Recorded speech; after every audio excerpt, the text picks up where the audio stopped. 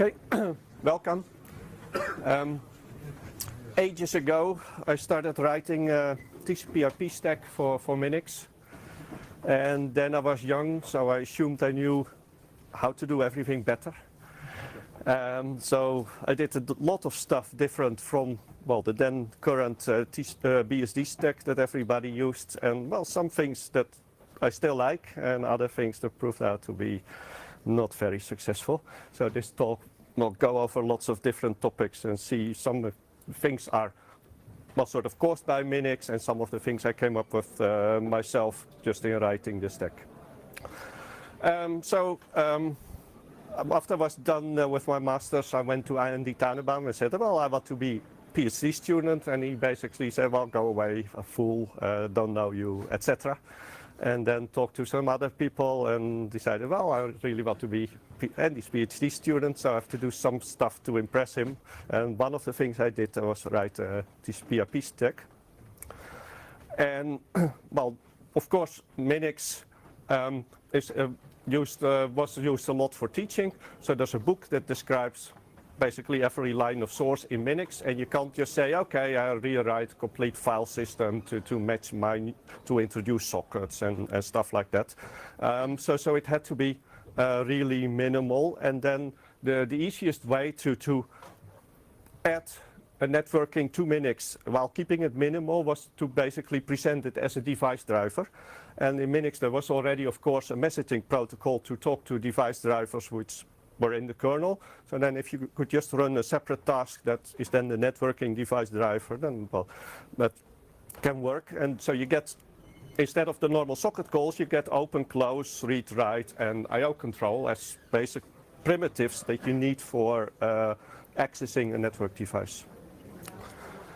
And then I thought, well, instead of having a completely messed up internal structure where everybody calls each other, etc., I want to keep the same structure internally, even though, I mean, everybody says, well, you shouldn't build layered implementations, even if the network stack is layered. I had sort of in the back of my mind, like with if it's really successful and you can write a new book and then describe this source code. And the problem with IP is that you have to work really hard to get it to work. There are all kinds of subtle layering violations. So in that sense, it's a good exercise to force you to really have a TCP layer that calls open, close, etc. on an IP layer and then try to formalize all those interactions. But the problem was that it led to a really complex callback structure because MINIX doesn't have threads, so you have to write it as one big state machine, and that became a mess. And then one of the things that early on I didn't know, and that, well, for a long time many people didn't know, is that if the network is full, then you should not buffer packets. I mean, these days you call it buffer bloat. But at some point I figured out, like, well, if TCP generates packets and then IP tries to pass it to the Ethernet device, and the Ethernet device is slow, then you buffer them essentially everywhere. But you can also not do that and just say, well, there's no room for packets now, go away. And then you can have a nice non-blocking send. That simplifies code a lot. And you get the same thing for receive. So instead of doing read, then get a call back, and then you have to do a new read, you can also say, well, keep on sending me packets, only use this callback. It gives a much better structure. So that's, that works quite well now. Another thing, this was definitely BSD inspired, is that at the time we had lots of sandboxes that had more than one interface, because basically routers were slow, networks were slow. If you had a file server, you had two networks, then your file server had two interfaces to make sure that they were on both networks. Except that then, because of the loose multi-homing, you could easily have an application that would receive a packet over one Ethernet and then send it back over the other, because, well, who cares where it goes in and out? So I wanted to have very clear separation of all the interfaces. And a MINIX in my stack packets just don't go from one interface to another unless you explicitly define that as routing. But it has one big drawback, of course, because instead of being able to bind to star and just get packets whatever interface they come from, you now have to enumerate all the interfaces and do that, which has an advantage that you can also say, well, I don't want this service to run on that interface, because then you don't do it. But so it's a nice feature, also adds annoying complications. Then this really got me in trouble because there was sort of not this multi-homing. You couldn't have the traditional loopback device. Well, you can create one, but packets will never go there. But you still have to support the loopback IP address. And for IPv4, certainly in those days, it was not really common to have multiple IP addresses per interface, and it would probably look weird if all interfaces also had the loopback IP address.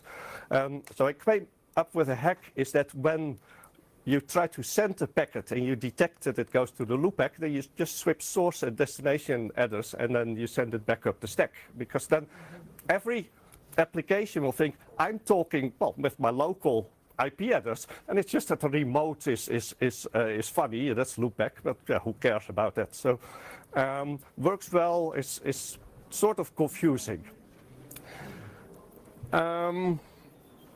Here, complexity really got out of hand. This was sort of like, well, if you have an application that sends traffic, then, well, you send it to a default router or something like that.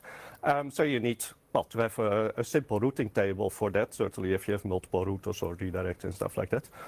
And then you effectively have one per interface because, well, all the interfaces are strictly separated.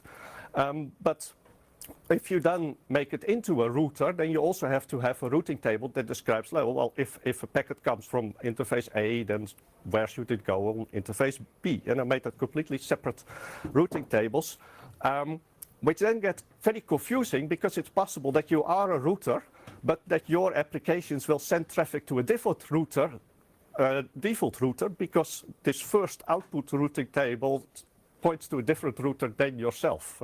So certainly for IPv6, I tried to just follow the RFC and just didn't do that anymore.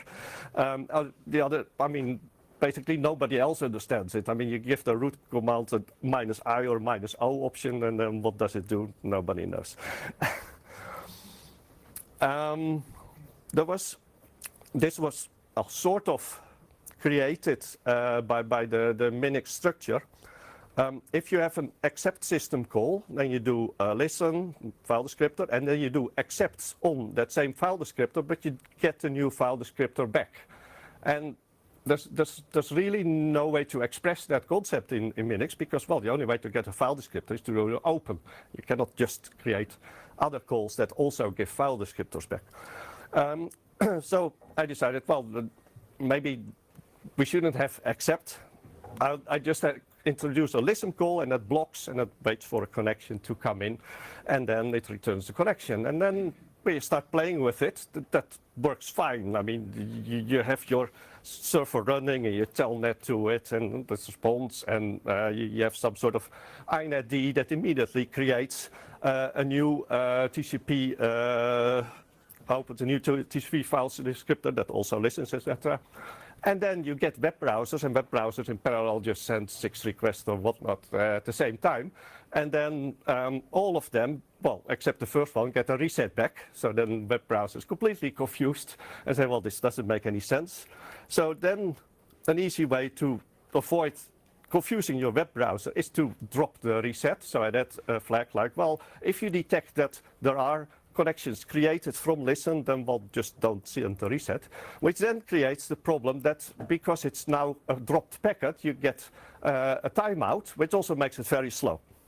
So basically at some point, to give it up, and then said, I create a listen queue, and then sort of the listen file descriptor gets a queue of open TCP connections. And because I still can't really implement accept directly, but I can introduce something with cookies where you go to the listen file descriptor and says, give me cookie for a connection. And then you go to a new file descriptor, you say, well, here's a cookie, I want a connection. And it can directly move the connection from one file descriptor to another, and you have the same effect.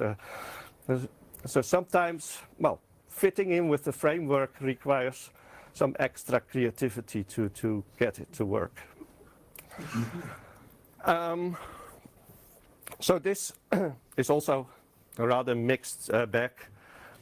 If you do message passing and then you see, now I have to do non-blocking I/O and select, then it just becomes a huge mess. I mean, you say file system select, then it has to send pull operations to all of the open file descriptors and then maybe one response. But if they don't, then all of them have to remember state that if at some point something happens, they have to return.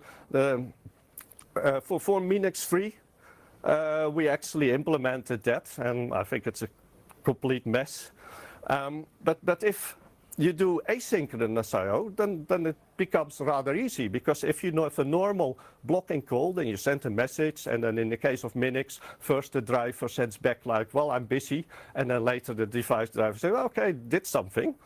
Then with asynchronous I/O, you just start those operations, and then you tell the application like, okay, just continue, and then only the file system has to remember a table like, well, this is all the operations that I started, and then at some point the application can block and say, well, give me the status of one of the operations. File system looks like, did I ever get a reply on one of them? Oh yeah, got one. Well, here's the result.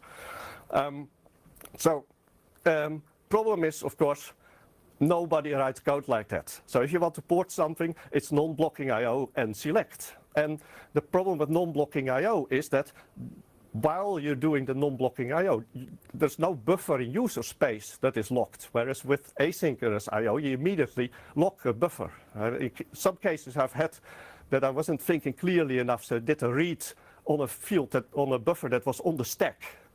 And then of course stack frames go, but this asynchronous I/O operation is still in progress, so at some point that corrupts your stack. So basically, yeah, porting then means either write a complete non-blocking I/O library in user space, which I did, which sort of works, or rewrite the main loop of software such that it becomes asynchronous. Sometimes it's easy to do, sometimes it's very hard to do. Here are two examples of stuff you should just really not do ever. And so the first one was, well, have a basic IP up and running. At some point you want to have ping, and you have BSD ping code, which has all kinds of complicated things, so that will take a really long time to really port. But it's very easy to write a program that sends an ICMP, then gets an ICMP back, and it says, got something. So, well, ping was born, and then at sometimes later for MINIX VMD, I ported the BSD ping and didn't think about it anymore. But in MINIX 2, my original ping lived on, and nobody realized that this was really a big problem. So at some point, at the VU, people were debugging some problem with the lab where there were MINIX machines and there was a connectivity issue, etc. And they used the ping to diagnose that, and the ping said, well, got something, well, which was a destination unreachable or host unreachable ICMP. And of course, they were completely confused because, well, ping says it works, but it doesn't work. So it was something like, oh, I should never have done that. The same goes for the other one. In IPv6, you have router advertisements where routers tell you that they're a default router. And you have something similar in IPv4, but it essentially never caught on because, well, sort of when the internet got popular, there was DHCP, which can provide the default router, and before everybody had some sort of hacks, maybe listen to RIP traffic to find out what the default router was. But certainly Solaris did support it, and it was well, nice, clean ICMP for doing that, very similar to now in IPv6. But sometimes I was on a network where where the router didn't send them. So I wrote a small program called RIP2ICMP that listens to RIP routing messages and then sent out those routing advertisements. So it worked very well. But then you need to complement, and that is you also need to send a route solicitation. And for various reasons, in some cases, it was very annoying to actually send those route solicitations. So what I did, I tweaked the timers, because normally the timer for the protocol is that it's unsolicited maybe every 20 minutes, and then, well, when you boot, you ask for one. And I just set the timer to 30 seconds, and then, well, it goes very quickly, you don't have to do it. Worked fine. There was one other part of the protocol, and that said, well, when does it expire? Well, it expires at about 2 or 3 times the lifetime that is advertised, and that was advertising every 30 seconds. So at some point, one of the MINIX machines was turned on a network with Solaris machines, and then it was usually turned on for the whole working day. So at sort of 6 in the evening, a whole bunch of Solaris machines lost their default route. And because they got those ICMPs for MINIX, they said, well, timeout is a few minutes, so after that it's gone. And then sort of there was also one every 20 minutes, but yeah, of course, that took a while for it to arrive. That took the guy who had to debug that forever, because how do you find out why a host deletes a default route? It will never tell you about that internal timer state. I mean, maybe one of the big things in lots of networking stacks is that they don't expose those details. So yeah, the sort of most horrible things that happened. One thing is, because of having I/O controls, I had unlimited flexibility in making new calls, and all those calls just got a structure as parameter. So for TCP, I had a TCP structure that made sense for TCP and for UDP, well, for etc. Whereas normal sockets have worked very hard to have a connect that does something sensible both for TCP and UDP, and you have various things like receive messages that are carefully defined for all the protocols. And then if you sort of have no generic calls whatsoever and you try to write a socket emulation library, then it becomes very complex, because you get in a file descriptor, then you first have to try to figure out whether it's TCP or UDP and then do the appropriate action. And one of the sad things here is that last year the MINIX 3 project decided to replace INET with lightweight IP, because they want to have sort of full NetBSD compatibility, and decided that, well, trying to map that onto INET was basically impossible. I think would have been not that hard to just add the generic calls, but that sense a bit sad. But it certainly makes porting applications a lot harder, and surprisingly, it doesn't make it hard enough that I actually ever bothered to make those calls, because I know it can be done, but it seems always easier to just change an application a bit to use what I want to have than to really fix it. One thing that I sort of got right early on was you need to have, well, of course, some buffer data structures for storing stuff, and I came up with you have buffers that have reference counts. After the first port to another system, I had to have them of different sizes. So originally started buffers of 512 bytes, because then 3 of them could contain exactly an Ethernet packet, maximum size Ethernet packet, and in 16-bit MINIX you don't want to waste any memory, and later I had to add at least bigger buffers because they had to be contiguous. And then I had a small access data structure that you can use to link those buffers, but to also slice them to basically say it started this length. Also reference counted, and it sort of worked forever since the beginning. So that's sort of amazed that I sort of got that right in one go. Then there's sort of things that were a good idea at the time. Well, still sort of a good idea, but also confusing. One thing I thought is, well, if you have your application starts and there is no IPv4 address, then maybe it's very annoying if you ask for the IP address and you get that there's no IP address, because, yeah, what do you do? So I decided, well, if there's no IP address, then we can just block everything until an IP address arrives. And, well, it's completely transparent. And by and large, it works, except that if you have in sort of your RC script something that does something with the network, and you don't get an IP address, then basically the whole thing hangs and you have to work around that and stuff. So certainly didn't do that anymore for IPv6. Still don't know if it was a good or not a good idea to do it for v4. What I did for IPv6 was that there's now a concept that you can have multiple upstream routers, and in IPv6 you can have multiple prefixes on your network, but it's possible that one upstream router only supports one set of source addresses, so they call that source depth routing. And I wanted to play with that, so I made sure that for IPv6 all of the internal routing tables also contained a source prefix to make that matching possible. And then I wanted to have a routing protocol that did that, but the only routing protocol I ever implemented was RIP, and there was basically there's no way to extend RIP v6, but there were some spare bits that you could hack, so I created for myself an extension that could also have those source prefixes.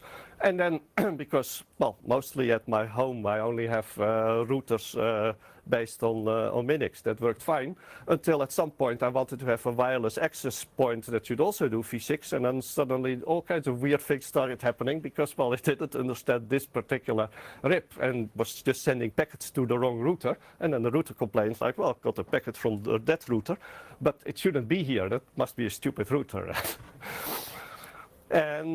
And so there, well, you can create non-standard extensions, but yeah, it can come back to bite you. Same thing, well, not really non-standard, but there's a concept in IPv6 called happy eyeballs. And that was basically lots of people had IPv6 turned on, but because no web server ever had an IPv6 address, nobody noticed that they had a broken IPv6 configuration until, well, say maybe Google would start using IPv6.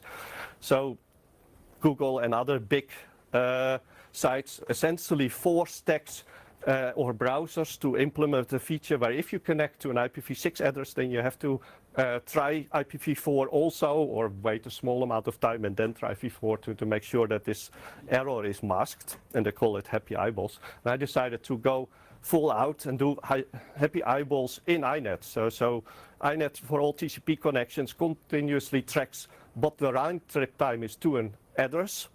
And then there's an extra call that you say, well, I got the following 5 addresses. Can you tell me sort of what the round trip is? And then you can implement this. And then I decided, well, I don't really have a web browser. I can make a proxy, but I do have a mail server. So I added that to my outgoing mail. But then it uses sometimes v4, sometimes v6. And it's sort of very confusing about what it decides that it should do or should not do. Yeah. It leads to things where you don't understand your system anymore. I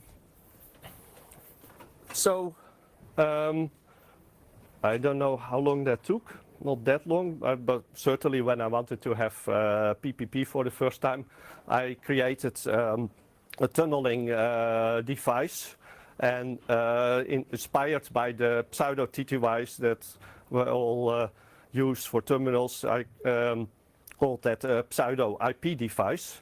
And then you can do basically everything that is not Ethernet, you can just do it in user space. So when I had ISDN, I had just PPP daemon that talked to ISDN modem over serial.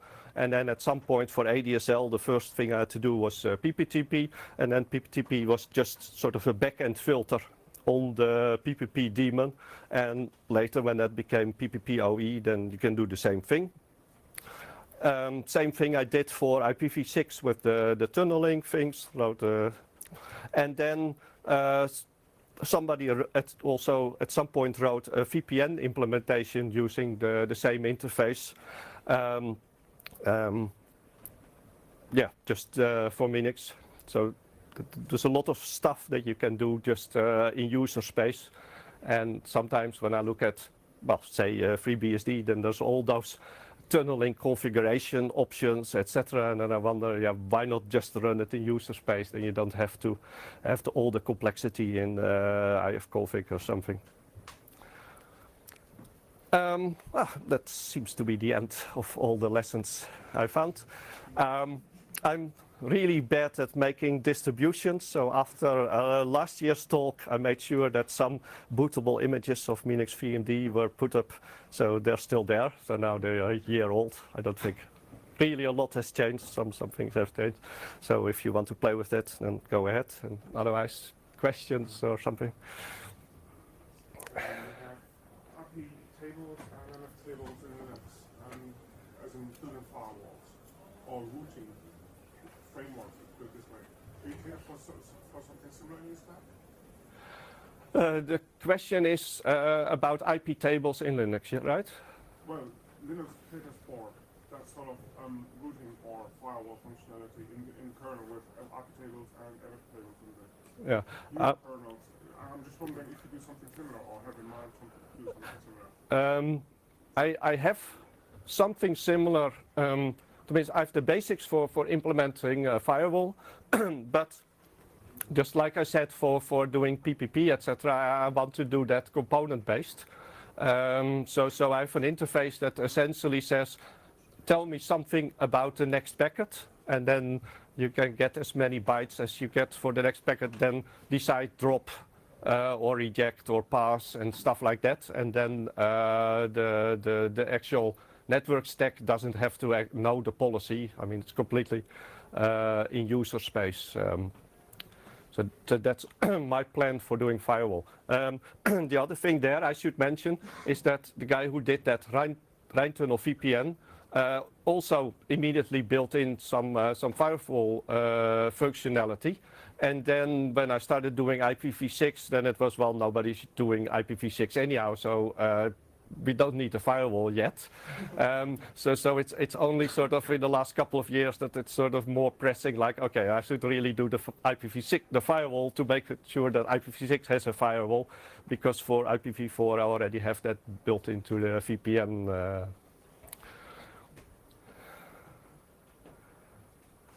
Yeah? How long does it take to implement the TCP state machine?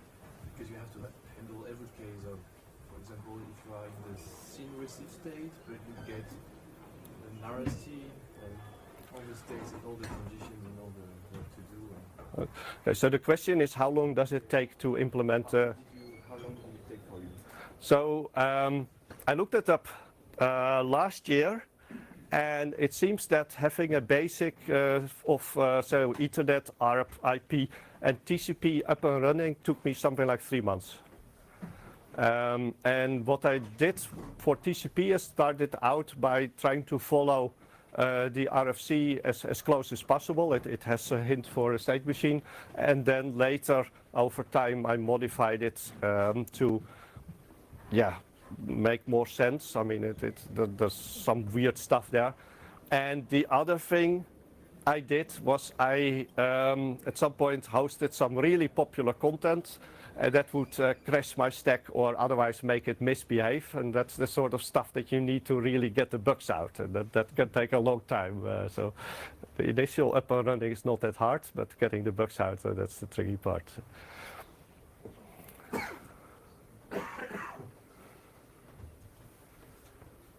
No more questions? Oh, there. This is INET for MINIX VMD, right? Sort of both. Currently, MINIX 3 still ships with INET, except that they never bothered to update it, so it doesn't do IPv6. So how different is your implementation with current implementation of MINIX 3? Well, for example, they don't have IPv6. It does that. Well, I don't know when I last worked on it, so maybe it was 9 years ago that I was at the VU working on MINIX. So that would be the last time that it was synchronized, and everything that has happened in the past 9 years is not here. But these days I have so many other things to do that I don't spend a lot of time. So the main thing that I really did is IPv6, and I did sort of the firewalling stuff and maybe some other small things. Yeah.